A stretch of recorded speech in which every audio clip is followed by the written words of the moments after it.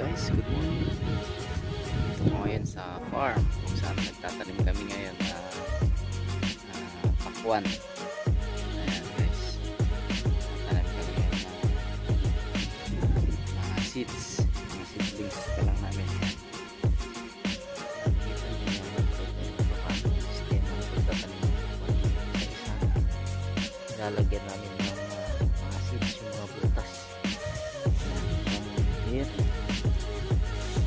1.5 meters. Ayan, mga distance na 1.5 meters. Sa isang seed siya.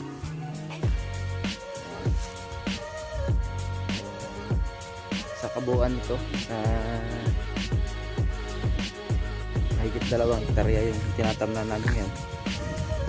Ayan, wala dito sa hanggang dun sa may kubo. Doon sa may mga nag-spray doon sa dulo. Ayan guys, malaki yung area nung yung tinatamnan namin ngayon. Pero 65 days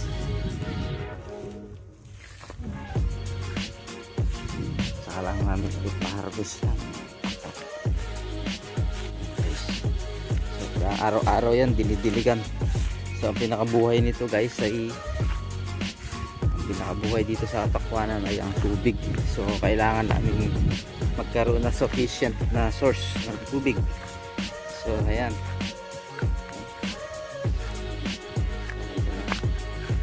scatter yung mga pilapil so para kailangan malinis. Pag nagdidilig ka nakita ko yung daanan merong mga nais na maapakan dyan. So yan, linis yung ito. Bukay namin ng mga balon. Yan, balon dito guys. Pero marami kami sinukay na balon. Yan, pinaka-source ng tubig para pag-iibig dito sa mga maraming balon. Buti hindi mababa yung tubig dito. Ayan.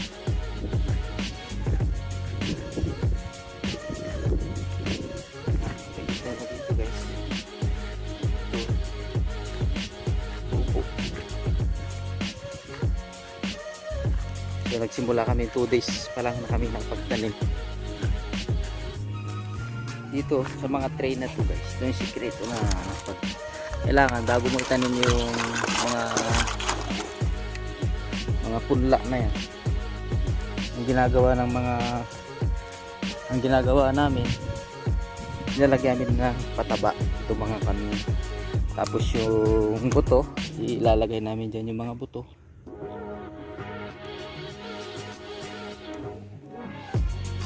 Saan na patutubuin namin muna. Kung tumubo na siya, saka namin sa ililipat dito after 10 days or depende kung mabilis siyang lumaki.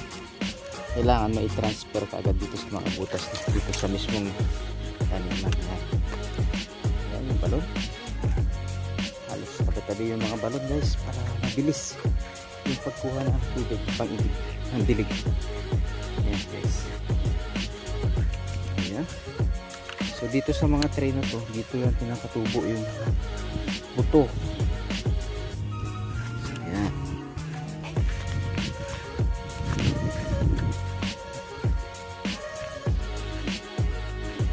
Ayan yung aking masipag na pamangkin. Ayan, nagdidilig na dahil sa kanyang kasipagan. Nakuha siya ng motor. Ayan guys.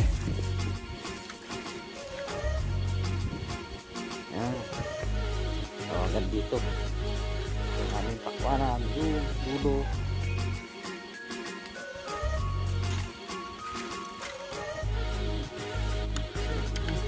Yan pagka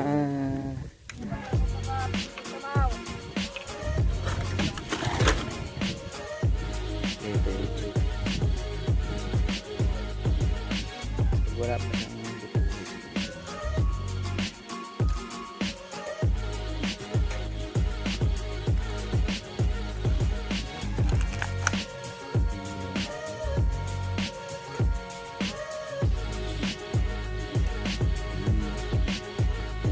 5 days to 7 days yan.